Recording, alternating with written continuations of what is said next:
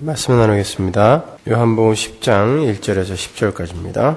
요한복음 10장 1절에서 10절까지 함께 봉독하시죠. 내가 진실로 진실로 너희에게 이르노니 양의 우리의 문으로 들어가지 아니하고 다른 데로 넘어가는 자는 절도며 강도요 문으로 들어가는 이가 양의 목자라. 문지기는 그를 위하여 문을 열고 양은 그의 음성을 듣나니 그가 자기 양의 이름을 각각 불러 인도하여 내느니라. 자기 양을 다 내어놓은 후에 앞서가면 양들이 그의 음성을 아는 고로 따라오되 타인의 음성은 알지 못하는 고로 타인을 따르지 아니하고 도리어 도망하느니라. 예수께서 이 비유로 저희에게 말씀하셨으나 저희는 그 하신 말씀이 무엇인지 알지 못하니라. 그러므로 예수께서 다시 이르시되 내가 진실로 진실로 너희에게 말하노니 나는 양의 문이라. 나보다 먼저 온 자는 다 절도요 강도니 양들이 듣지 아니하였느니라. 내가 문이니 누구든지 나로 말미암아 들어가면 구원을 얻고 또는 들어가며 나오며 꼴을 얻으리라. 도적이 오는 것은 도적질하고 죽이고 멸망시키려는 것뿐이요 내가 온 것은 양으로 생명을 얻게 하고 더 풍성히 얻게 하려는 것이라. 아멘. 오늘은 세상 밖으로 양을 부르시는 목자이신 예수 그리스도의 부르심이 콜링이 취소되거나 중도에 포기되거나 실패할 수도 있는가에 대해서 공부를 하겠습니다. 아마 다음 주까지 이어서 결론을 내야 될 것 같아요. 여러분 어떻게 생각하세요? 혹자들이 주장하는 것처럼 부르심을 받은 양들이 이 땅에서 자신들의 해야 할 바를 완수하지 못하면 그 부르심의 길에서 중도에 탈락할 수도 있는 걸까요? 쉬운 말로 은혜로 구원 얻은 자들에게 또다시 율법의 멍에가 지워지게 된다라는 주장이 옳습니까? 그렇다면 그것은 온전한 은혜가 아니죠. 온전한 은혜가 아니라 반쪽짜리 은혜예요. 반쪽짜리 은혜는 은혜라 부를 수가 없는 거예요. 은혜는 시작부터 끝까지 적용이 되는 것을 말하고 그 어떤 것도 보태져도 안 되는 것이고 그 어떤 것으로도 보답을 할 수 없는 것을 일컫는 말이에요. 그게 은혜입니다. 따라서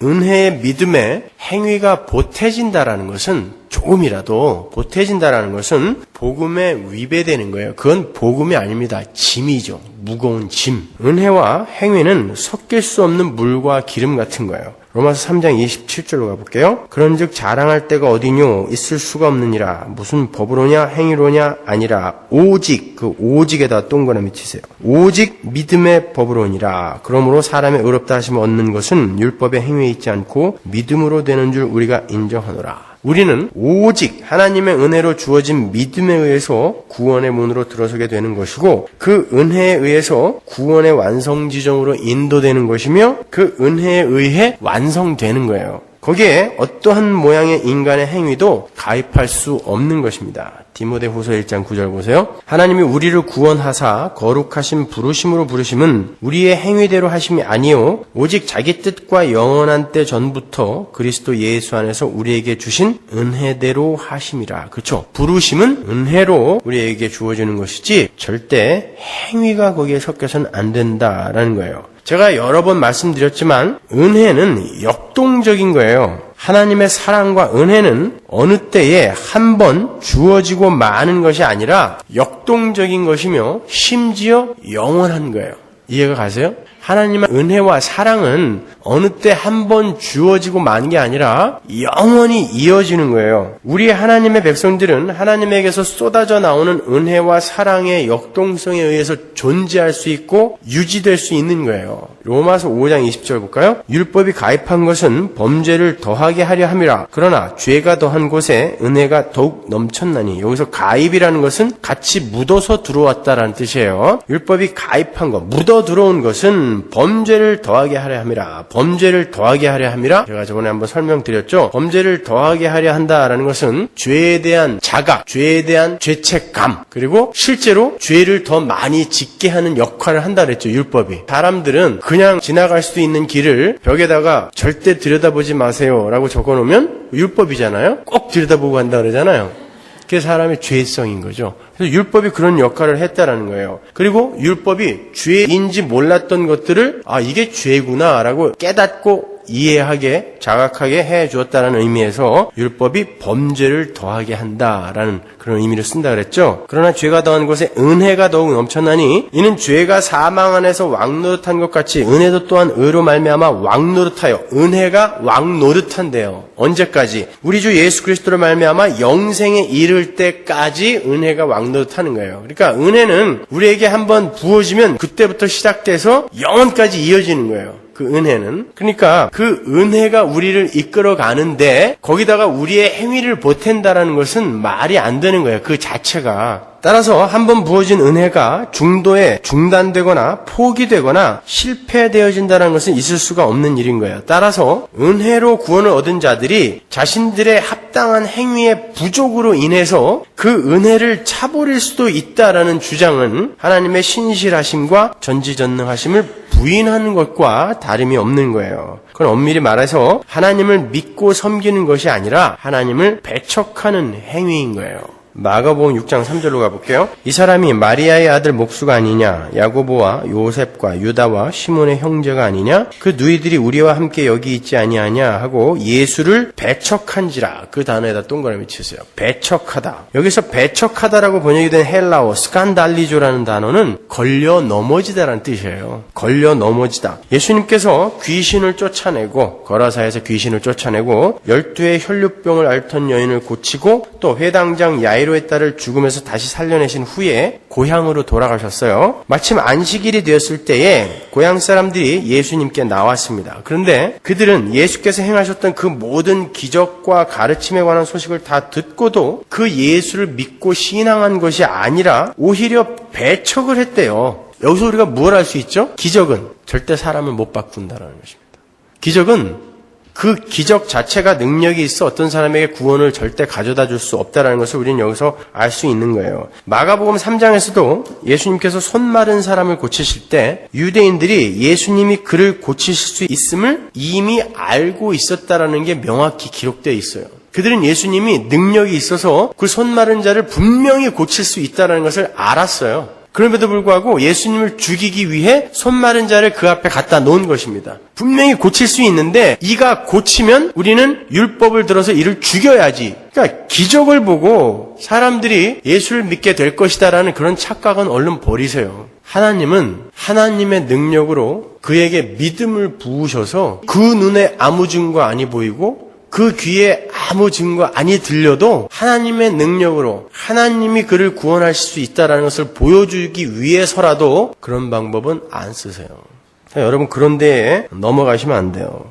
예수님께 그들이 손 마른 자를 데리고 온 건 예수님이 그를 고치실 수 있나 없나를 보기 위해 데려온 게 아니었고 예수님이 안식일에 그를 고치는가 안 고치는가를 보려고 데리고 온 거예요. 거기 내용을 잘 보시면 If he would heal him on the Sabbath이지 If he can heal him on the Sabbath가 아니에요. 그가 고칠 수 있나 없나를 알아보려고 한 게 아니라 분명히 고칠 건데 근데 안식일에 이 사람이 그걸 고칠 건가 안 고칠 건가를 알아보러 데리고 왔다는 거예요. 우리는 분명히 이렇게 기적이 사람을 바꾸지 못하는 것을 확실히 알 수 있어요. 예수님이 기적을 눈으로 보고 그분의 능력까지도 인정하는 사람들이 그분의 기적 행함을 꼬투리 잡아서 그분을 죽이려 하고 있는 거예요. 오히려 기적을 갖고 예수를 죽이려고 한다고요. 그런데 중요한 건 양쪽 다 공히 그들이 예수님을 배척하여 죽이려 하는 사건의 배경, 그 배경이 안식일이에요. 율법을 상징하는 것입니다. 예수님의 고향 사람들이 예수님을 배척한 것도 안식일을 배경으로 하고 있고 손 마른 자를 고치신 사건도 안식일을 배경으로 하고 있어요. 다른 말로 안식일이라는 율법의 행위가 그들로 하여금 예수님을 배척하게 했다라는 것을 성경이 암시하고 있는 거예요. 그래서 그러한 사건의 배경이 안식일인 거예요. 그런데 그 배척이라는 단어는 걸려 넘어지다라는 뜻이라고 그랬죠. 그러니까 하나님의 은혜에 인간의 행위를 조금이라도 보태려 하는 자들은 예수님을 영접하여 신앙하는 것이 아니라 오히려 그 예수님에게 걸려 넘어지게 된다라는 말인 거예요. 잘 이해하면서 들으셔야 돼요. 그것이 배척하다라는 단어가 함의하고 있는 내용인 것입니다. 그것은 이미 구약에서 하나님에 의해 예고된 것이었어요. 이사야서 8장 13절 보세요. 만군의 여호와 그를 너희가 거룩하다 하고 그로 너희의 두려워하며 놀랄 자를 삼으라. 그가 거룩한 피할 곳이 되시니라. 그러나 이스라엘의 두 집에는 거치는 돌, 걸리는 반석이 되실 것이며 예루살렘 거민에게는 함정, 올무가 되시리니 많은 사람들이 그로 인하여 거칠 것이며 넘어질 것이며 부러질 것이며 걸릴 것이며 잡힐 것이니라. 이렇게 분명히 나오죠? 이 15절 전체의 내용을 함의하는 단어가 스칸달리조예요. 걸려 넘어지다. 어떤 무리들은 예수님의 십자가 은혜에 거치게 되고 넘어지게 되고 부러지고 걸리고 잡히게 된다는 거예요. 여기서 두 집이라는 건 에브라임과 유다 지파를 말하는 거거든요. 그것은 북이스라엘과 남유다 전체를 가리키는 거예요. 북이스라엘의 대표가 에브라임이고 남유다의 대표가 유다니까. 그러니까 율법의 진리를 알지 못하고 인간의 행위를 의지하여 율법을 지켜 구원에 도달하려 하는 하나님의 은혜의 완전성에 흠집을 내는 이스라엘 백성은 전체는 오히려 하나님이신 예수 그리스도에게 걸려 넘어지게 된다라는 말이에요. 그래서 그들이 예수님을 죽이는 거로 끝나는 것입니다. 걸려 넘어진 거예요. 예수라는 돌에 걸려 넘어져서 구원을 받기는커녕 오히려 그 예수, 자기를 걸려 넘어지게 한 그 예수를 죽여버리더라는 것입니다. 은혜의 행위를 못하려 하는 이들은 절대 예수님을 믿을 수 없다라는 말인 거예요. 그게 로마서 9장 30절로 가면 조금 더 명확해지죠. 그런즉 우리가 무슨 말 하리요? 의를 좇지 아니한 이방인들이 의를 얻었으니 곧 믿음에서 난 의요. 의의 법을 쫓아간 이스라엘은 법에 이르지 못하였으니 어찌 그러하뇨? 이는 저희가 믿음에 의지하지 않고 행위에 의지함이라 부딪힐 돌에 부딪혔느니라. 그렇죠? 기록된 바 보라 내가 부딪히는 돌과 거치는 반석을 시온에 두노니 저를 믿는 자는 부끄러움을 당치 아니하리라 함과 같으니라. 그 예수를 가리켜서 부딪히는 돌이며 거치는 반석이래요. 근데 하나님이 그러한 돌을 시온에 두셨대요. 그래서 다른 이들은 전부 거기에 부딪히고 거쳐서 넘어지고 심지어 자기들이 그렇게 만든 그 돌을 때려 죽이는데 그 거치는 돌, 부딪히는 돌을 믿는 이들이 나타나는데 그들이 바로 부끄러움을 당치 아니하게 되는 자들이라는 거예요. 잘 보세요. 여기서도 거치는 돌로 표현된 예수님에게 쓰여진 단어가 스칸달리조예요. 온전한 은혜의 믿음이 아닌 행위를 의지하는 이들이 예수님이라는 거치는 돌에 부딪혀서 쓰러지게 된다는 뜻이에요. 그러니까 예수님은 어떤 사람들에게는 믿음의 반석이 되지만 어떤 사람들에게는 거치는 돌이 되시는 분이라는 거예요. 이렇게 예수님은 하나님의 은혜만을 의지하는 자들에게는 믿음의 반석이 되시고 인간의 행위를 의지하는 이들에게는 거치는 돌이 되시는 분인 거예요. 그래서 우리가 아는 것처럼 인간의 불가능함과 무력함을 인정하지 못했던 바리새인들이 자기들에게 거치는 돌이 되셨던 예수님을 십자가에 못 박아 죽여버린 거예요. 그걸 배척이라고 하는 것입니다. 예수님을 미워한다, 예수님을 배척한다가 예수님을 아예 인정하지 않는다는 뜻이 아니라 예수님을 인정하는데 거기에다가 어떤 행위를 보태려고 하는 걸 배척이라고 하는 거예요. 그게 예수님에게 걸려 넘어진다라는 뜻인 것입니다. 마가복음 6장 4절 보세요. 예수께서 저희에게 이르시되 선지자가 자기 고향과 자기 친척과 자기 집 외에서는 존경을 받지 않음이 없느니라 하시며 거기서는 아무 권능도 행하실 수 없어 다만 소수의 병인에게 안수하여 고치실 뿐이었고 저희의 믿지 않음을 이상히 여기셨더라. 이에 모든 촌에 두루 다니시며 가르치시더라. 굉장히 이상한 구절인데 여러분 이거 다 이해하세요? 자 보세요. 그렇게 인간들의 가능성을 의지하여 전적인 은혜를 거부하고 은혜의 주님을 배척하는 죄인들이 등장하고 있어요. 예수님을 믿지 않는 이들, 예수님을 배척하는 이들이 등장하고 있어요. 예수님을 그들이 배척했다라는 구절 바로 다음에 나오는 구절들이란 말이에요. 이게 그렇게 예수님을 배척하는 죄인들이 등장하고 그들 앞에서 주님의 무력함이 나타나요. 아무 권능도 행할 수 없었다 그러죠. 예수님을 인정하지 않고 배척하는 그들 앞에서 예수님의 무능력함이 그려지고 있단 말이에요. 그리고 그 뒤에 아주 이상한 단어 하나가 등장해요. 이상히 여기셨다라고 번역이 된 헬라어 나우마조라는 단어예요. 예수님이 머리를 긁적이면서 얘네들이 왜 안 믿지? 참 이상하다. 이러신 걸까요? 예수님이 그 정도도 모르시고 이상하다 얘네들이 왜 안 믿을까? 참 이상하다. 그런 의도로 여기에 이 나우마조라는 단어를 성경의 기자가 끼워 넣은 걸까요? 예수님도 기대하지 못한 반응 때문에 예수님도 그 상황을 받아들이기 어려웠다. 이런 말이겠습니까? 아니에요. 그 단어는요 원래 칭찬하다라는 뜻이에요. 놀라다, 칭찬하다. 인정하다 이런 뜻인 거예요. 원래 그러니까 직역을 하면 이런 거예요. 은혜를 거부하고 당신을 믿지 않는 죄인들 앞에서 그 무력한 모습으로 드러나신 그 모든 상황을 주님이 놀라며 인정했고 칭찬했다라는 거예요. 찬양했다라는 거예요. 그래 이거야. 이런 모양으로 이루어지는 거야. 라고 예수님이 칭찬하셨다라는 그런 뜻이에요. 그게 어떤 것을 상징하고 있었기 때문에 이런 거구나. 맞아. 이럴 수밖에 없는 거야. 이들이 믿지 않는 게 당연한 거야. 라고 예수님이 말씀하신 거예요. 자, 그것이 어떤 것을 상징하고 있었을까요? 십자가죠, 당연히요. 십자가의 은혜에 의해서 완성이 되는 죄인들의 구원. 잘 생각해 보세요. 그 구원은 그들의 죄인됨이 드러난 곳에 예수님의 무력함의 모습인 십자가 지심. 그것으로 그곳에 구원이 일어난 거잖아요. 그렇죠? 바로 그것을 상징하고 있기 때문에 예수님이 거기에다가 나우마죠. 칭찬하다, 인정하다, 놀라다, 하나님의 영광을 인정하다 이런 단어를 거기다가 쓰신 거예요.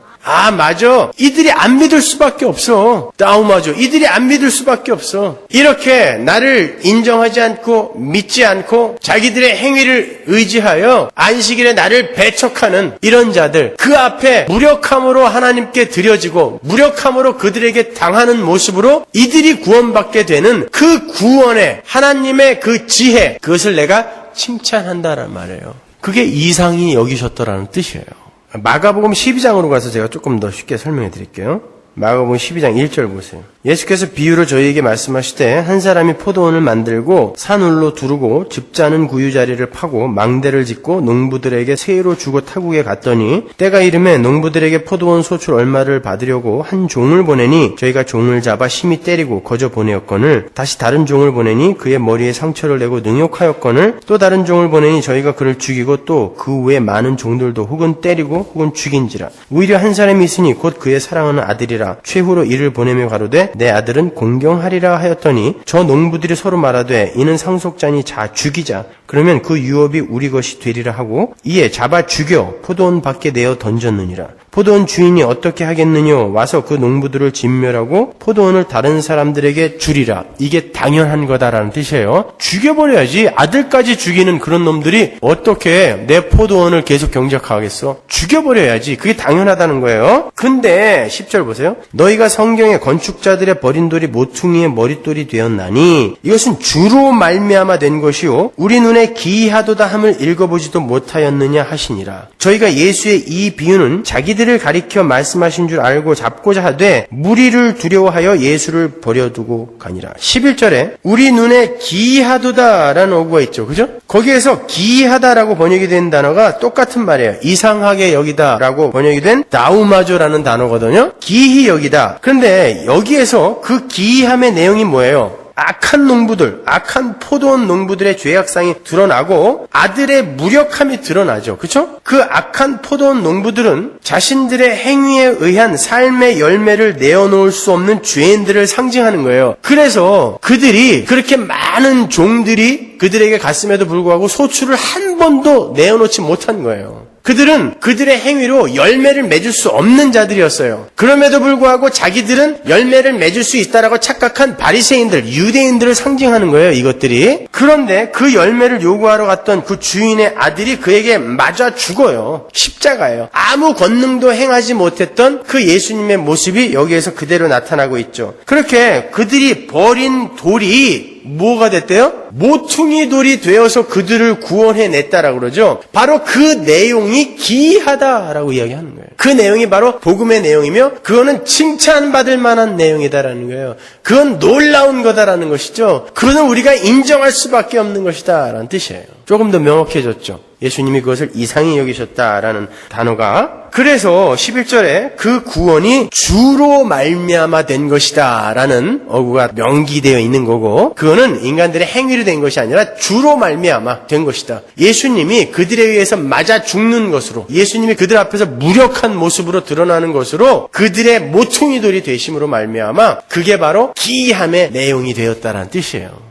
그렇게 인간의 죄악 속에서 예수 그리스도의 무력함의 모습으로 완성되는 구원이 놀랍고 찬양할 만한 구원이 되려는 거예요. 거기에는 인간의 행위가 완전히 배제되는 것입니다. 데살로니가 후서 1장에 똑같은 단어가 나오는데 1장 5절 보세요. 이는 하나님의 공의로운 심판의 표요 너희로 하여금 하나님 나라에 합당한 자로 여기심을 얻게 하려 함이니 그 나라를 위하여 너희가 또한 고난을 받느니라. 너희로 환난받게 하는 자들에게는 환난으로 갚으시고 환난받는 너희에게는 우리와 함께 안식으로 갚으시는 것이 하나님의 공의시니 주 예수께서 저의 능력의 천사들과 함께 하늘로부터 불꽃 중에 나타나실 때에 하나님을 모르는 자들과 우리 주 예수의 복음을 복종치 않는 자들에게 형벌을 주시리니 이런 자들이 주의 얼굴과 그의 힘의 영광을 떠나 영원한 멸망의 형벌을 받으리로다. 그날에 강림하사 그의 성도들에게 영광을 얻으시고 모든 믿는 자에게서 기이히 여김을 얻으시리라. 10절을 보시면 바울이 예수님께서 재림하실 때에 그분이 성도들에게 영광을 얻으시고 성도들에게 기이히 여김을 얻으실 것이다 라고 이야기해요. 여기에서 영광을 얻다와 기이히 여김을 받다라는 어구는 동격의 어구예요. 그러니까 기이히 여기다라는 말은 다른 말로 하나님의 영광이 나타나다라는 말로 바꾸어 쓸 수 있는 거예요. 그런데 하나님의 영광은 무엇을 가리키는 거라 그랬죠? 하나님의 성품과 인격과 능력과 하나님 되심이 눈에 보이게 드러나는 상태를 영광, 독사라고 한다 그랬죠? 따라서 인간의 불가능함과 무력함이 폭로되고 그 앞에서 가장 낮고 보잘것없는 모습으로 죽음으로 말미암아 그 죄인들의 구원이 되는 십자가 복음 안에는 하나님의 성품, 즉 하나님의 사랑과 용서와 인내와 오래 참음과 공의 등이 모두 나타난 그 하나님의 영광이 온전히 드러나 있는 거다라는 이야기인 거예요. 그게 바로 이상히 여기다, 기이히 여기다, 다우마조의 진의인 것입니다. 따라서 구원에는 우리의 불가능함과 무력함과 악함과 더러움이 반드시 전제되어야 되는 거고 우리의 행위가 못해어지는 게 아니라 오히려 거기에 우리의 불가능함과 무력함과 악함과 더러움이 반드시 전제되는 거고 그 앞에서 그 더러움에 맞아 죽는 비움과 손해와 상함이 아울러 전제되어져야 되는 거예요. 그게 구원인 거예요. 근데 그건 세상의 논리나 세상의 상식으로는 도저히 이해가 안 되는 거잖아요. 그래서 깜짝 놀라는 거예요. 다우마죠. 깜짝 놀라는 거예요.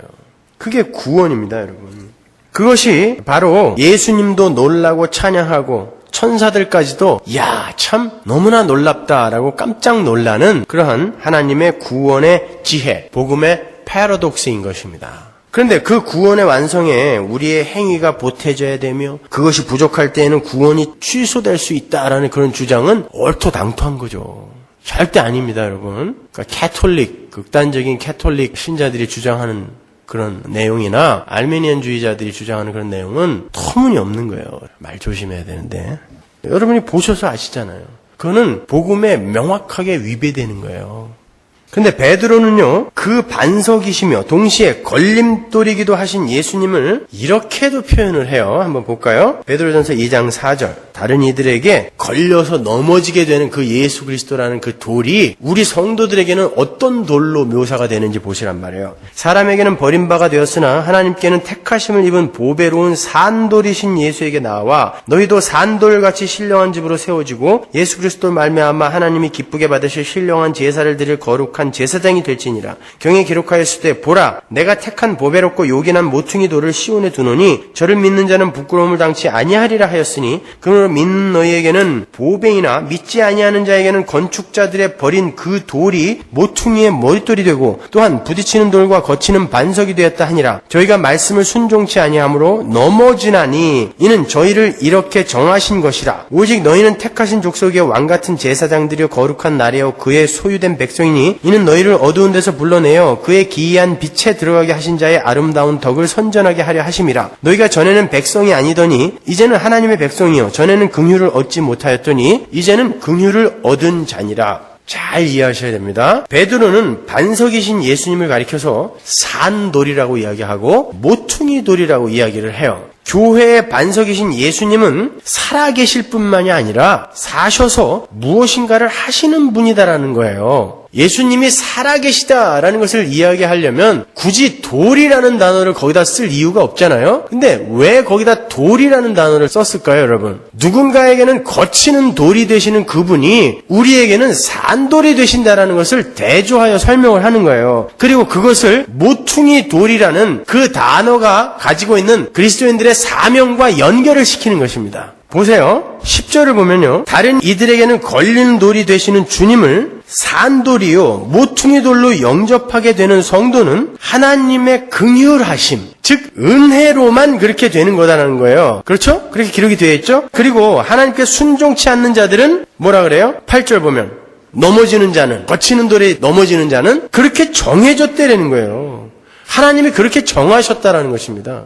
그들이 하나님이 구원해냈음에도 불구하고 그들의 행위를 하나님이 만족하시게 보태지 못해서 그래서 넘어지는 게 아니라 이미 그렇게 되도록 정해졌기 때문에 그들이 넘어진 거라는 거예요. 보세요. 이것도 역시 은혜의 왕노릇에 대한 설명인 것이죠. 하나님은 한번 택한 당신의 백성은 그 은혜로, 긍휼로 끝까지 완성의 지점에 세우신다는 거예요. 그래서 그들은 이 땅에서 산 돌로서 무엇을, 어떤 것을, 어떤 일을 하면서 살아야 된다라고 이야기를 하는데요. 뭐라 그래요? 산 돌이신 예수를 쫓아 너희들도 그냥 은혜를 받은 걸로 끝나고 그냥 죽은 돌처럼 소극적으로 도덕 폐기론자들이나 무율법주의자들이나 엔타이너미아니즘 이런 거에 빠진 자들처럼 그렇게 사는 것이 아니라 너희들은 살아서 팔딱팔딱 뛰면서 역동적으로 무엇인가를 해야 된다는 뜻이에요. 그러니까 그 산돌이라는 것은 성도의 정체성을 이야기하는 거고 그 산돌이라는 정체성을 가진 성도가 무엇을 해야 되는데 그 산돌이라는 정체성을 가진 성도의 사명이 바로 모퉁이돌이라는 뜻인 것입니다. 모퉁이돌이 뭐예요, 여러분? 모퉁이돌. 히브리 사람들은 집을 지을 때 모퉁이돌을 가장 먼저 세우고 거기서부터 벽을 쌓아갔어요. 그러니까 그 모퉁이돌은 한 건축물의 중심이 되어서 다른 벽돌들이 하나로 유기체로 하나로 연결이 되는데 쓰이는 것을 말하는 거예요. 그게 모퉁이돌이에요. 예수님이 그렇게 사셨죠. 그죠? 그러니까 하나님을 떠나서 자기 스스로 자기를 보호해야 하고 지켜야 하고 또 세상의 것으로 자기의 만족과 행복을 추구해야 되고 남의 자원을 탈취하여 자기의 행복과 만족을 추구해야 하는 인간은 모든 자기 이외의 다른 존재들을 경쟁자여 적으로 간주하게 되어 있어요. 복음을 모르는 이는 아무리 착해도 자기 외에 다른 이가 전부 경쟁자요 적입니다, 여러분. 물론 가면을 쓰고 연극하며 살 수는 있어요. 그렇지만 그들의 심중을 뚫고 들어가 보면 그들은 모든 이들을 경쟁자요 적으로 삼고 있어요. 그래서 그들이 이 땅에서 관계를 맺고 있는 횡적인 관계는 전부 깨져 있다고요. 그런데 그러한 자들 중에 어떤 무리에게 하나님이 은혜로 찾아가셔서 그들에게 하늘의 생명력을 다시 부으시기 시작했어요. 그게 복인 거예요. 그래서 그들이 이제는 자기 이외의 다른 이들을 적으로 간주하지 않을 수 있게 된 거예요. 그 일의 초석이 누구였어요? 예수였단 말입니다. 그게 바로 모퉁이돌인 거예요. 그 모퉁이돌 주변으로 이제 경쟁자요 적이 아닌 하나의 건물로 예수님을 머리로 한 하나의 유기체로 지어져 가는 이들이 생겨났으니 그들이 바로 교회요 성도인 거예요. 그런데 그 일을 이루신 분이 예수님이라는 모퉁이 돌이란 말입니다. 바로 우리에게 그 사명을 맡기시는 거예요. 너희들은 산돌로서 그 일을 하라는 것입니다. 이 땅에서. 그게 뭐예요? 하나님을 사랑하고 네 이웃을 네 몸처럼 사랑하라는 거예요.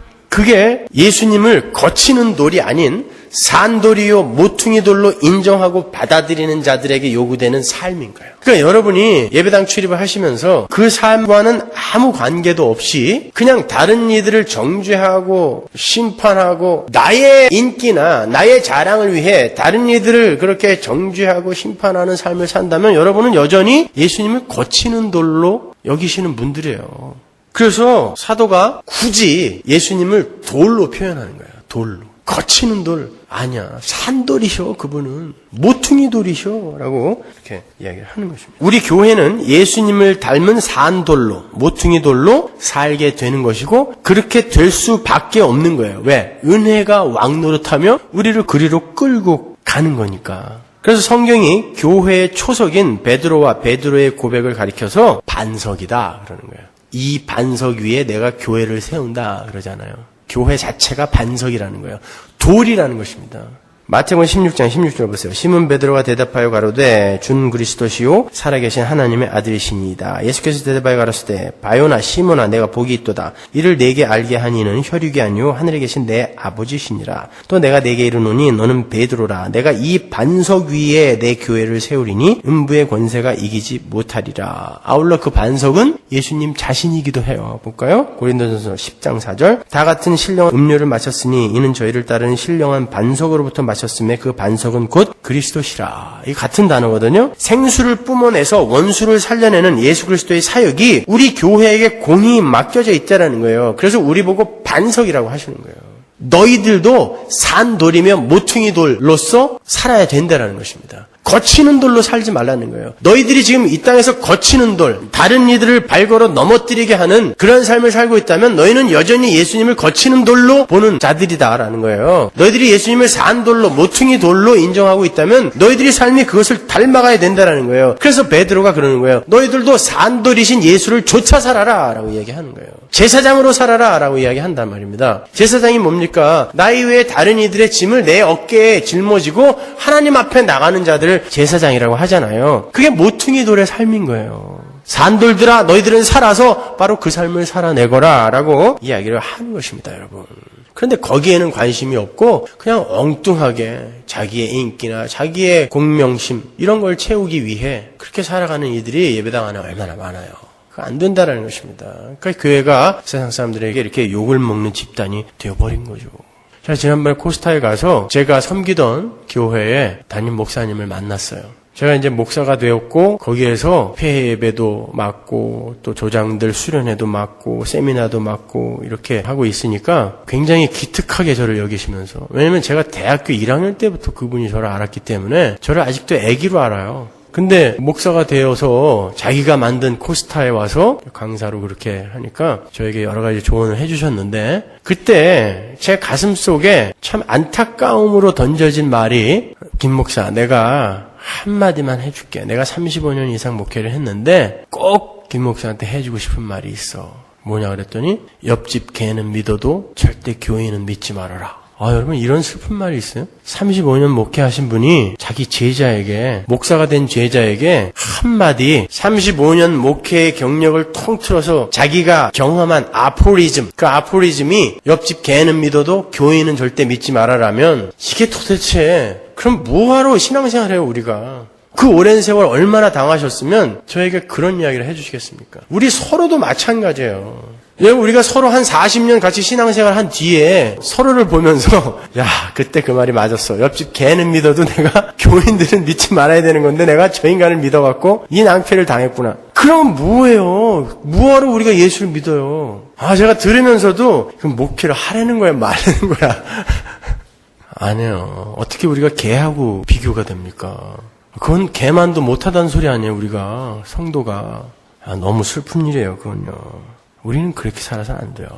예전에 Preaching Today라는 잡지에 난 어떤 목사님의 글을 읽은 적이 있는데 참 재밌는 내용이었어요. 그분은 오늘날의 성도들의 그 불성실함과 이기심을 꼬집으면서 자기 집 개에게도 세례를 주어서 자기 교회 교인을 만들 수 있는 날이 올지도 모른다라는 글을 쓰셨거든요. 자기 교회 교인들의 사는 모습을 보면 자기 집 개와 전혀 다를 바가 없는데도 전부 세례를 받고 성도라 자처하고 있다라는 거예요. 이분이 이 글 쓰고 굉장히 곤란한 지경에 처했었어요. 자기 집 개도 자기네 교인들처럼 하나님의 말씀에 전혀 관심도 없고 연구도 하지 않고 기도도 하지 않는다는 거예요. 그리고 자기 집 개도 자기 교회 교인들처럼 여전히 자기 중심적이고 자기 편리 위주의 삶을 살고 여전히 쾌락적이라는 거예요. 근데 그렇게 똑같은 삶을 살고 있는 자기 집 개와 자기 교회 교인들이 뭐가 다르다고 자기 집 개에게는 세례를 줄 수 없다는 것이냐? 똑같다는 거예요. 여전히 말씀에 관심도 없고 그냥 주일날 설교 하나 듣고 가갖고 세상에서는 똑같이 그냥 살아가고 기도도 하지 않고 하나님의 말씀을 궁금해하지도 않고 여전히 자기중심적이고 이기적이고 쾌락지향주의적이고, 그렇다면 우리 집 개도 세례받을 자격이 있다라는 거예요. 쫓겨나지 않은 게 다행이죠. 자, 여러분, 우리는 반드시 살아서 역동성 있는 삶을 살아내야 되는 거예요. 죽어있는 돌은 다른 이들에게 거치는 돌이 될 뿐이에요. 그러나 예수님처럼 살아있는 돌들은 자기의 손해와 상황과 희생을 감수하면서 다른 이들을 하나로 묶고 화평케 하는 삶을 살아야 되는 거예요. 거치는 돌이 되어서 다른 이들을 걸려서 넘어지게 만드시면 안 돼요. 주님은 반드시 우리를 그런 자들로 완성해 내실 것입니다. 좀 더 정확히 이야기하면 우리 안에서 우리를 부인시키고 결국에는 우리 안에서 모퉁이 돌의 삶을 사시는 당신을 드러내시고야 마실 거란 말이에요. 그러니까 우리가 그 삶을 열심히 추구해야 되는 거예요, 여러분. 지난주에 샌호세에 가서 교단 목사님들이 제 집회하는데 많이 찾아오셨어요. 그래갖고 첫날은 목사님들이 여러 분 오셔가지고 이제 설교를 다 들으셨는데 그분들이 의외로 굉장히 참 좋아하셨어요. 목사님들에게는 상당히 좀 껄끄러운 설교였음에도 불구하고 의외로 참 그렇게 좋아해 주시니까 제가 너무 행복했습니다. 그래서 그분들하고 많은 이야기를 나눴어요. 많은 이야기를 나누고 또 많이 친해졌어요. 많이 친해졌는데 참 목회자가 이렇게 힘들게 목회를 해야만 되는가를 그분들의 이야기를 들으면서 정말 뼈저리게 느꼈어요. 한 사람도 쉬운 목회를 하는 분이 없어요. 근데 그것들이 아무것도 아니고 사소한 일들인데 그것으로 그렇게 교인들이 서로 싸우고 그것을 결국에는 담임 목회자에게 퍼부어서 그 목사를 이렇게 힘들게 만드는 그런 일들이 너무 비일비재한 거예요. 심지어는 자기들끼리 멱살 잡고 막 싸우고 있는 걸 너무 기가 막혀갖고 나이 드신 분들이 이렇게 싸우니까 그거 어떻게 하겠어요. 그래서 멍하니 이렇게 보고 있었더니 그 다음날 둘이 손잡고 찾아와갖고 어저께 왜 안 말렸냐고 그냥 그런 이야기를 하시면서 눈물이 글썽글썽 하세요.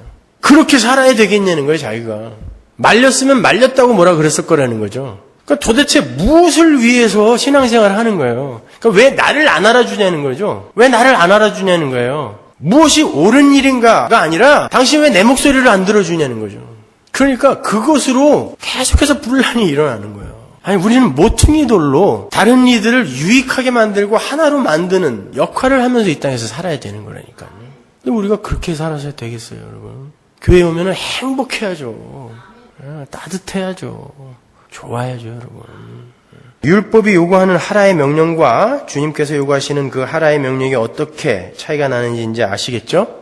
그거 해서 구원에 도달하라는 거 아니란 말입니다. 아셨죠? 율법은 우리에게 하지 않으면 탈락시키겠다고 엄포를 놓는 것이지만 은혜는 우리에게 너희는 원래 그렇게 살아야 행복하도록 지어졌고 그래서 내가 반드시 너희를 그렇게 만들고야 말 것이므로 너희는 그렇게 살라라는 사랑과 은혜의 권고인 것이지 안 지키면 탈락시키겠다라는 협박이 아닌 거예요. 이렇게 한 번 부르심을 입은 성도는 절대 중도에 포기되거나 탈락될 수 없어요. 그런데 성경에는 한 번 부르심을 입은 이들이 중도에 탈락될 수 있는 가능성이 있는 것처럼 보이는 구절이 여러 군데 나와 있어요. 그 대표적인 곳이 어디죠? 씨 뿌리는 자의 비유. 거기에 보면은 분명히 믿었다라고 하고 말씀을 받았다라고도 하는데 그들이 예수를 떠나는 그러한 그림이 그려져 있어요. 그리고 누가복음 11장에 보면 다시 돌아온 7 귀신에 관한 장면이 있죠.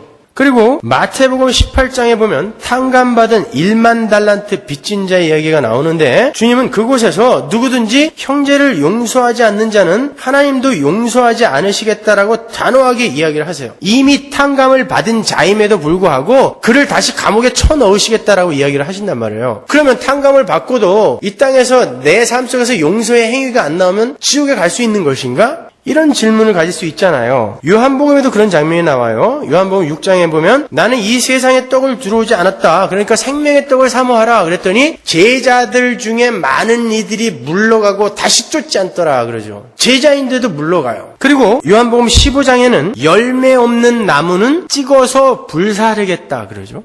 열매를 요구해요. 행위를 요구하시는 것 같아요. 로마서 8장에는 영으로서 몸의 행실을 죽이면 산다라고 이야기해요. 아니면 죽는다예요. 우리의 행위가 요구되고 있어요. 고린도전서 10장에는 바울이 홍해를 건너고 광야에서 반석의 물을 마시고 만나를 먹은 이스라엘 백성들도 가나안에 들어가지 못했음을 상기시키면서 그런 전철을 너희도 밟지 말라 그래요. 너희들이 홍해를 건넜다 할지라도 너희들 광야에서 죽을 수 있어 라는 뉘앙스를 풍기고 있단 말이에요. 디모데전서 1장 19절에는 착한 착한 양심을 버린 어떤 사람들이 나오고요. 또 같은 책 4장에는 믿음을 떠나서 귀신을 쫓게 되는 어떤 사람들에 대한 이야기가 나와요. 믿음을 떠나서. 그리고 디모데전서 5장 11절에는 한번 보세요. 거기다 제가 적어놨는데 이런 말이 있어요. 젊은 과부는 거절하라. 이는 정욕으로 그리스도를 배반할 때에 시집가고자 함이니 그리스도를 배반하는 일이 있다고 그래요. 처음 믿음을 저버리는 자가 있다고 그래요. 그들은 심판을 받으리라 그러죠. 디모데후서 2장 11절 보세요. mit보다 이 말이요. 우리가 주와 함께 죽었으면 또한 함께 살 것이요. 참으면 또한 함께 왕노릇할 것이요. 우리가 주를 부인하면 주도 우리를 부인하실 것이라.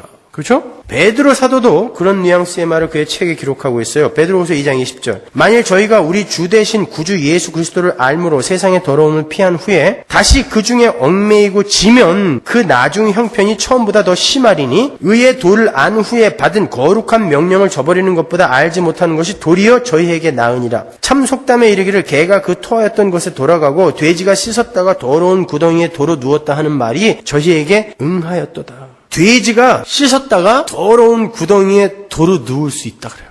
베드로서 3장 16절. 또 그 모든 편지에도 이런 일에 관하여 말하였을 때 그 중에 알기 어려운 것이 더러 있으니 무식한 자들과 굳세지 못한 자들이 다른 성경과 같이 그것도 억지로 풀다가 스스로 멸망에 이르느니라. 그러므로 사랑하는 자들아 너희가 이것을 미리 알았은즉 무법한 자들의 미혹에 이끌려 너희 굳센 데서 떨어질까 조심해라. 굳센 데서 떨어질까 조심해라. 마치 떨어질 수 있을 것 같다라는 그런 뉘앙스를 풍겨요. 계시록 3장 5절. 이기는 자는 이와 같이 흰 옷을 입을 것이요 내가 그 이름을 생명책에서 반드시 흐리지 아니하고 그 이름을 내 아버지 앞과 그 천사들 앞에서 시인하리라. 못 이기면 생명책에서 흐릴 수 있다는 말인가요? 골로새서 1장 20절. 그의 십자가의 피로 화평을 이루사 만물 곧 땅에 있는 것들이나 하늘에 있는 것들을 그로 말미암아 자기와 화목해 되기를 기뻐하심이라. 전에 악한 행실로 멀리 떠나 마음으로 원수가 되었던 너희를 이제는 그의 육체의 죽음으로 말미암아 화목해 하사 너희를 거룩하고 흠없고 책망할 것이 없는 자로 그 앞에 세우고자 하셨으니 만일 너희가 믿음에 거하고 터 위에 굳게 서서 너희 들은 바 복음의 소망에서 흔들리지 아니하면 그리하리라. 이 복음은 천하 만민에게 전파된 바요 나 바울은 이 복음의 일꾼이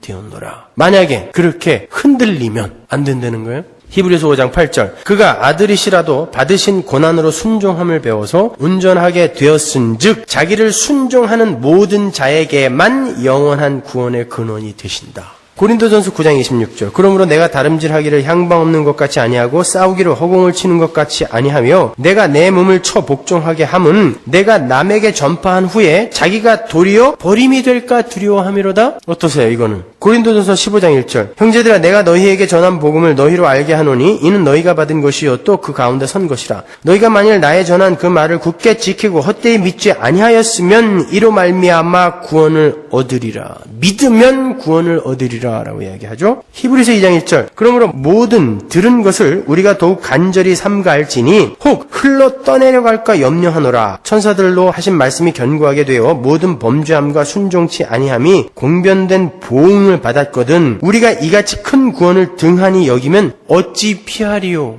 히브리서 6장 1절. 그러므로 우리가 그리스도의 도의 초벌을 버리고 죽은 행실을 회개함과 하나님께 대한 신앙과 세례들과 안수와 죽은 자의 부활과 영원한 심판에 관한 교훈의 털을 다시 닦지 말고 완전한 데 나아갈지니라. 하나님께서 허락하시면 우리가 이것을 하리라. 한번 비침을 얻고 하늘의 은사를 맛보고 성령에 참여한 바 되고 하나님의 선한 말씀과 내세의 능력을 맛보고 타락한 자들은 다시 새롭게 하여 회개케 할 수 없나니. 타락할 수 있다는 거죠. 맞아요? 땅이 그 위에 자주 내리는 비를 흡수하여 밭가는 자들의 쓰기에 합당한 채소를 내면 하나님께 복을 받고 만일 가시와 엉겅퀴를 내면 버림을 당하고 저주함에 가까워 그 마지막은 불사름이 되리라. 사랑하는 자들아 우리가 이같이 말하나 너희에게는 이보다 나은 것과 구원에 가까운 것을 확신하노라. 히브리서 10장 26절 보세요. 우리가 진리를 아는 지식을 받은 후 짐짓 죄를 범한 즉 다시 속죄하는 제사가 없고 오직 무서운 마음으로 심판을 기다리는 것과 대적하는 자를 소멸할 맹렬한 불만 있으리라. 모세의 법을 폐한 자도 두세 증인을 인하여 불쌍히 여김을 받지 못하고 죽었거든. 하물며 하나님 아들을 밟고 자기를 거룩하게 한 언약의 피를 부정한 것으로 여기고 은혜의 성령을 욕되게 하는 자의 당연히 받을 형벌이 얼마나 더 중하겠느냐. 너희는 생각하라. 원수 갚는 것이 내게 있으니 내가 갚으리라 하시고 또다시 주께서 그의 백성을 심판하리라 말씀하신 것을 우리가 아노니 살아계신 하나님의 손에 빠져들어가는 것이 무서울진저.